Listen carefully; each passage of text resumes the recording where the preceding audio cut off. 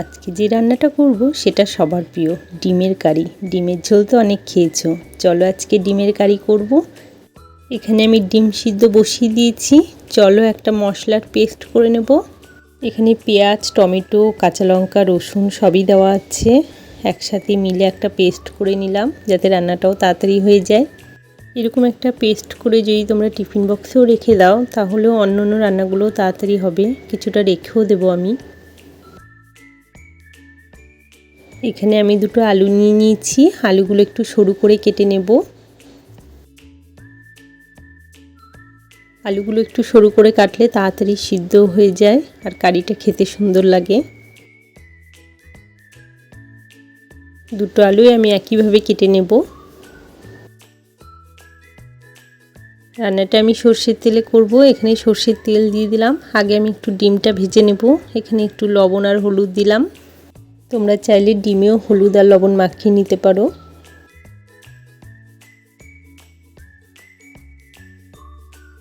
ডিমগুলো আমি ভেজে নেব।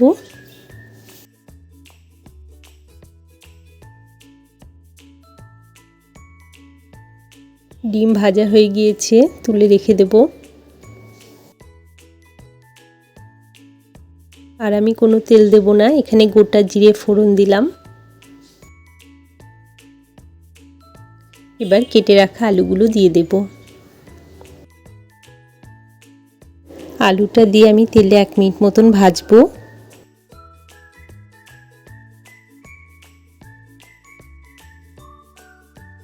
আলুটা আমি একটু ভেজে নিয়েছি। এবার আমি যে মশলাটা পেস্ট করেছিলাম সেখান থেকে 2 চামচের মতন দেব, বাদ বাকিটা রেখে দেব।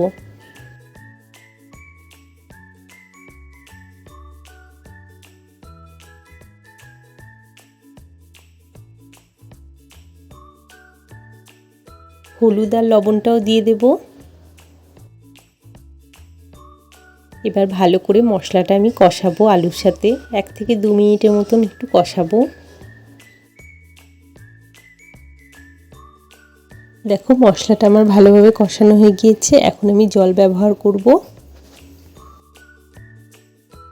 এটা যেহেতু ডিমের কারি হবে তাই খুব একটা বেশি জল দেব না, এখানে 1 কাপ দিলাম আর তার একটু হাফ কাপের মতন দিলাম। একটু ভালো করে নেড়ে আমি এটাকে 2 থেকে 3 মিনিট ঢাকা দেব।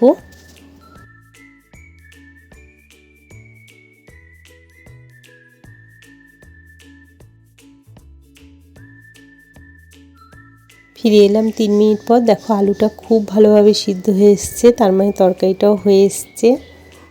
এবার এর মধ্যে আমি ভাজা ডিমগুলো দিয়ে দেব, আর কিছুটা আমি ধনেপাতা দেব উপর দিয়ে, যাতে টেস্টটা একটু বেশি ভালো লাগে খেতে।